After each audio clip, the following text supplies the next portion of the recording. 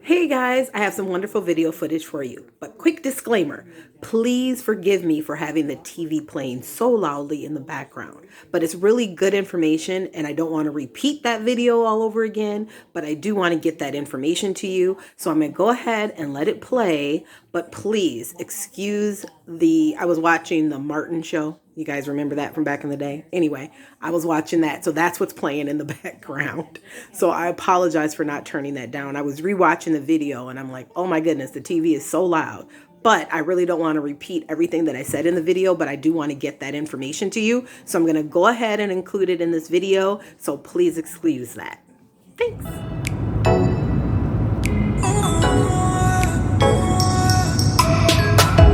Hey everybody, it's Kika, your lifestyle blogger, and I've really been wanting to do a video about cabins and the kind of cabins that I prefer, and hopefully it's some help to you if you're thinking about getting a cabin one day and you're wanting to do it off-grid, if you're wanting to do it without having payments. That's the biggest thing. Without having to go to the bank, get a loan, have your whole life up under a microscope just to be approved for a cabin.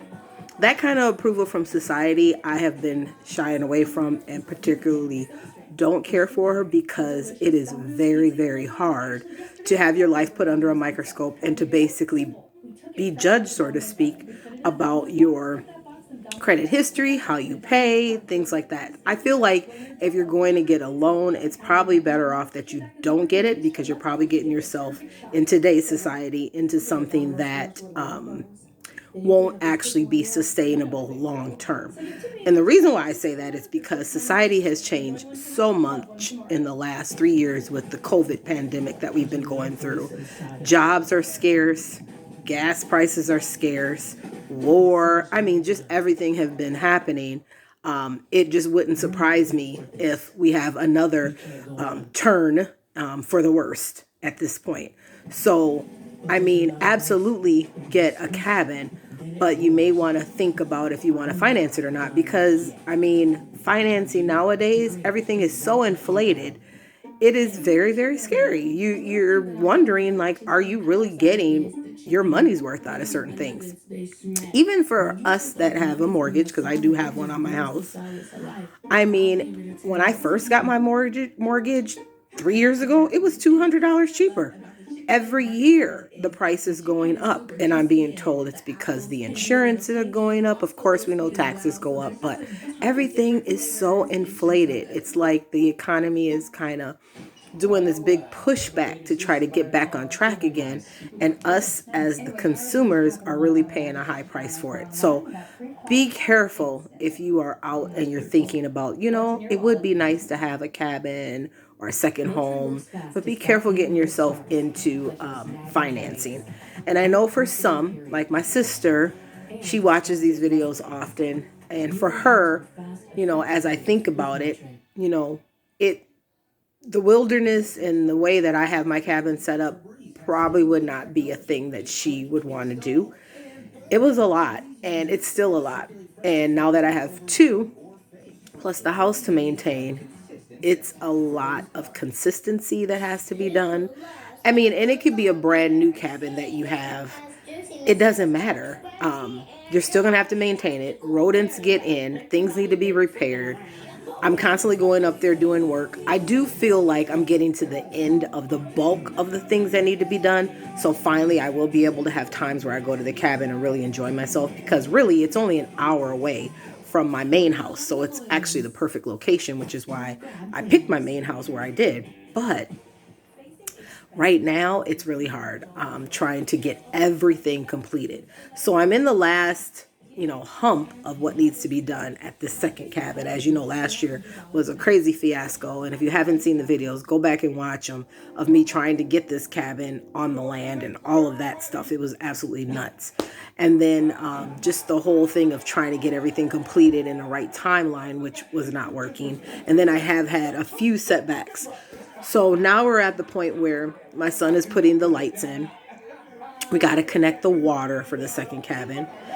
in the midst of all of that, the first cabin's plumbing got all messed up. So that kind of took things off track, and I had to pay to get that going again and back on track.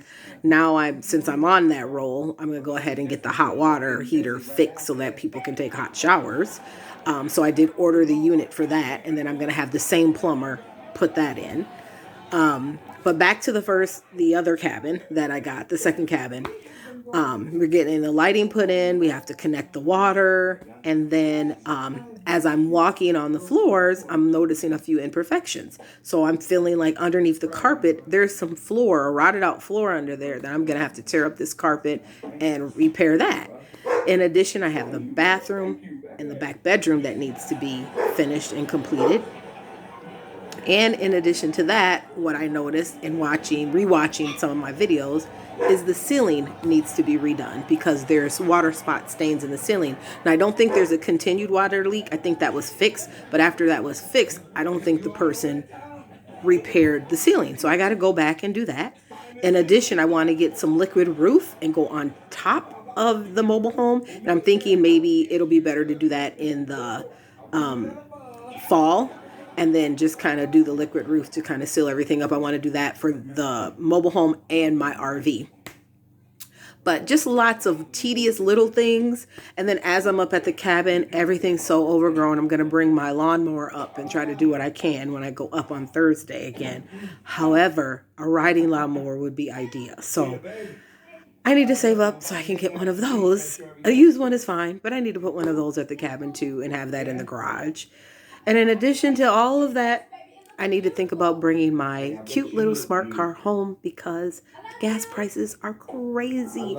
And driving this Land Rover, which already is crazy in gas prices, I really need to downsize and drive my little smart car and be a little wise about how I'm utilizing my vehicles and spending on gas. So all of that stuff is crazy and stuff to think about, but it is a lot to kind of get things going. But once you do, and once you have everything in place, you can actually breathe. But it does take a while. It's taken me 5 years to get the land and both cabins on the land and get them fixed to this point. So, if you're a little slower in getting things done, or if you're saving to get things done like I did, it may take 5 to 10 year plan. But all in all, that's worth it because if you think about it, if you do a loan, that's going to take probably 20 to 30 years to pay off. And by that time, you're going to go through what I'm going through right now anyway, because by that time, you're going to have a used cabin that's going to have imperfections and flaws that you're going to have to be repairing. So now, in a matter of 10 years and then having a break, you're going to have 20 years of making headache payments and then probably another 5 to 10 years to make more repairs on what you've already purchased brand new. That's not new anymore. So lots to think about. I hope this helped. I'm going to show you some video clippings of kind of what happened this weekend when I was up at the cabin. And then, of course, I'll have another video of me doing more things. And then this summer, as I promised, we're going to get into some RVing and road trips. So there'll be more videos coming up. Hey, you guys, it's Kika, your lifestyle blogger. So round 2 of decorating the second cabin. So what I've done is I'm up here. I bought a wine chiller. I'm trying to finish off the bar area. So let me show you what I did so far. So just a couple more things to go. I bought some little decorative items because those are always helpful. We're trying to keep with the coastal vibe theme in this cabin. Now, as I come up here each time, I'm noticing more and more little imperfections, but that's okay. That's something that we will eventually get to. This cabin, it only costed me $500, and I gave the guy an extra $500 to keep it on his land a little longer until I could figure out the move. And I know you guys remember that video. If not, go back and watch the video. However, this cabin has come a long way from where it was in Worthington, Minnesota, to where we have it actually right now. So, what I've been doing is last week, on the last video, I came and I'm working on perfecting the bar area. Now, there's a few things that we have to do today, which I'm glad that my son is on his way up here. These lights are absolutely hideous, and I think there's bugs in them. I don't know. You know how bugs get in lights. This cabin's been sitting for so long. So lights like this, to me, that's a 1980s, 90s feel, and I just don't want that for this cabin. So I bought some beautiful water valve lights, one for the outdoors. There's 2 on the garage already, and then there's going to be lights just like that throughout the cabin. Now, the bulbs for those lights were $8 each. So I bought all the bulbs. I have everything. I've had it since the winter months, and it's just been sitting and waiting to be installed. So today, we're going to do 2 major things. Install the new light fixtures, and then second, get the water flowing into this cabin, because the last time I was here and I tried to connect it, the water, I must not have connected in the right spot because the water was running straight out the back. So my son said maybe it needs a cap. He'll figure it out. He kind of does this kind of stuff for a living, so he'll figure it out and kind of let me know what it needs. But in keeping with kind of everything, as I'm waiting for him to arrive, he and his family, as you know, I put the bar sign here, and I really like this. My daughter wanted it to be lit up, but I think this is just fine. And so I went and bought a wine cooler or chiller, and I got this from Facebook Marketplace, and I absolutely love wine. So it's kind of nice to be able to have the power in this cabin, which is different from the other one. The other one, we usually have to turn it on when we come, or I could leave it on all the time, but I just don't. But this one, it's automatically always on, so which is nice. So I have the wine chiller here, and I bought 8 bottles of wine, and I may open up one of those bottles since I'm going to be here a while. We're going to actually barbecue for lunch as we're working on things. And then my coastal deer head, because it is a cabin, and so he has the little anchor bow tie. So kind of keeping with the blue and red, white, and blue cabin theme. And then I got this from Hobby Lobby. I thought it was so cute. And I got it on sale for like $4. So went and got that. And that is about it. I have the wine glasses here. I do need to wash those. And so once we get water running in here, I can get all these dishes washed and put away. I did buy some night lights because I thought that was helpful. So when we leave, you know, we'll have some night lights going up in here, which is good. And just little things like, you know, the net, which my cat loves. So I think I'm going to spread this out a little bit so he won't be able to get to it at the bottom and pull it down. And then I have a little table like I do at home. You know how I made the dog kennel, the top of the dog kennel, my picture table. I like those kind of things. So I did that here. I did the sailboat design. And then I have some pictures and some pictures I still need to add. But this is all of our kind of family outings at the cabin. This is my granddaughter, Sahara, catching her first fish. So, and my son, the one that's coming up here, my middle son, Leroy, loves to fish. So there's lots of pictures of he and his family fishing because they love to do that. Some other things that I have here, and then I want to show you. So this is, again, my son and his family fishing. And then I found this at Hobby Lobby too. I thought that was cute. The horse's arm is gone, but this was like $3. And then here is another Hobby Lobby find. The man's leg and head is gone, but the fish is actually fishing him, if you can see that. I don't know if you can see it. And then that picture back there is my son and his son. So anyway, what I'm doing here at the cabin right now is I'm going to sort out these lights that my son is going to have to put up and get them in the area where I want him to put them. So what's going to happen is I'm in the kitchen right now. There's 2 lights in here that needs to be changed. This one here, which I want to change this in more of a chandelier style, and then maybe drape it over where I have this kitchen island here, which would be really nice. And then I'm going to put a pendant light here. So we're going to take that out and do a nice water valve pendant light, and I'll show you that light in just a second. And then I did show you the light. There's really no lighting in this living room area other than this lamp, but that's okay because we have the ambience of the TV and the fireplace going, so that should be okay. And then we have, of course, the bar area, so this light will be changed. And then I have this light that'll be changed, and then there's another light in the bedroom. So total of 5 lights indoors that we have. And then outside, before you come into the house here, there is an outdoor light. And I hate the outdoor light that's there now. It's so ugly. Let me show it to you. And that absolutely has to be changed out. So the outdoor light out here looks like that. Not cute. So let me show you what we're changing it out to, because I have this one out. Ready to go. So this is the outdoor light. And it matches the lights that are on the cabin garage. Now, the cabin garage has power. When we put the lights in, it didn't have power. And I didn't know if I was going to have power to it or not. But what happened was, and you probably seen this in my previous video, the electrician took a long time to install the electricity. I don't know what happened. And so it wasn't in time for the Memorial Day holiday. So what he did was he put power to the garage. He gave me a light in there. He gave me 2 light switches, as well as 2 light outlets, which is great because we are considering getting chickens. Now, a friend of mine told me I don't want chickens in my garage. They're really stinky. We're only planning to get 2 or 3. We do want them in like the back corner. I think it's better, and maybe we can do a little door so they can go in and outside. But because it's up here in the woods in the cabin, I just don't think it would be safe for them to be outside. And we do want the fresh eggs.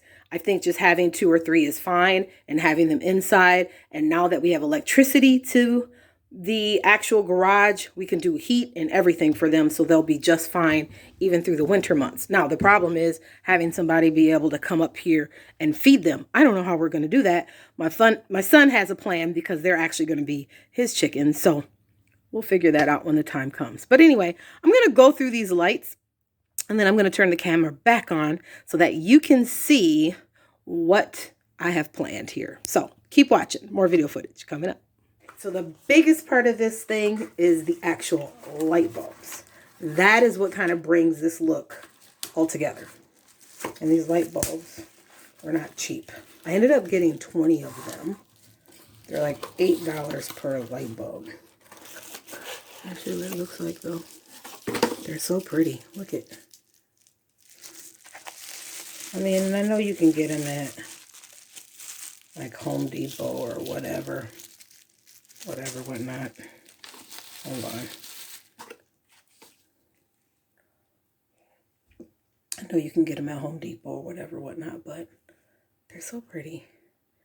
And I went with the softer yellow tint because in the other cabin, I went with a more darker tint, and no one likes it. They think it's too dark in the cabin. They want to be able to see just in case little insects and critters are running around, but I had opted for a lighter tint in this cabinet because we have the coastal vibe going on.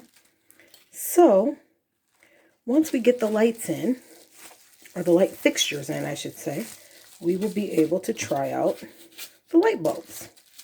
But I wanted you to see what I got as far as the light bulbs go. So I am patiently waiting for my son to arrive. He went to get a swimming pool. He wants a swimming pool out here. So for he and his family. Whatever. Anyway, I have a whole box of dishes over here that I want to wash and empty out, as well as those dishes that's at the bar area that I want to clean. So I want to do that. And I want to be able to clean these cabinets and put them in the cabinets. These cabinets are icky. I had sprayed some Comet cleanser in here and stuff. So I just want to be able to wipe them down and put the dishes away. I got some, I'll show you what I got. Got some of this stuff that I can lay down in there before I lay the dishes in there. So that is my plan. So what I'm going to do now, as I'm patiently waiting for my son to arrive, there's always something that has to be done. Pour myself a glass of wine first and foremost. And then I'm going to kind of clean up what I did on the boat oars, because when I had stuck these on, you could see the glue kind of got all over the place. So I'm just going to clean that little area up since I can. And I have time to do that. And then I'm attempting to tackle that back room area, because that is going to be something that really needs to be done. I think we have a few leaks in here. Not bad, but there's a few and little holes that need to be sealed up that we need to get to. So I want to make sure I'm taking care of that. And my cat is running all over the place. So I want to really, really, really get up this carpet in this room. So I'll probably be tackling that today just to see what kind of dent I can put in it. But I would like my son to change out the light first, and then I can tackle that piece. I